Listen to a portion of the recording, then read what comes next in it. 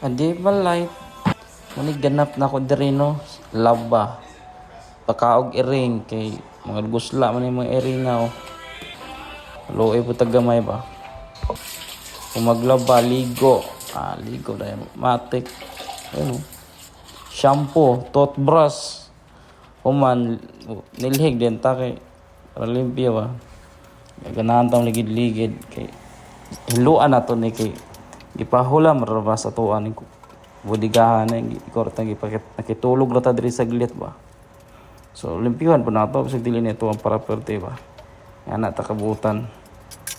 Diba?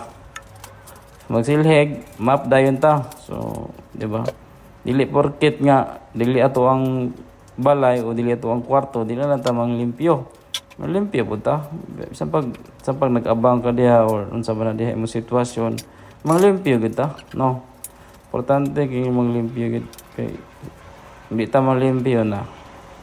Ora ta ani kuan. Kay ana mo sila nga ang kalinisan ay nakabase sa tagumpay. Ana sila ha. Pero para sa ako nagtuo ko ang kalinisan pwedeng magdala sa iyo ng tagumpay. Tagumpay. Ganun ba? Siyempre di mawala tong vitamins diha kay para nindot tong immune system. So naginom pug collagen. Siyempre magbutan tag body spray.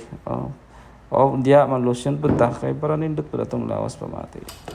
Og di gid mawala ang skincare.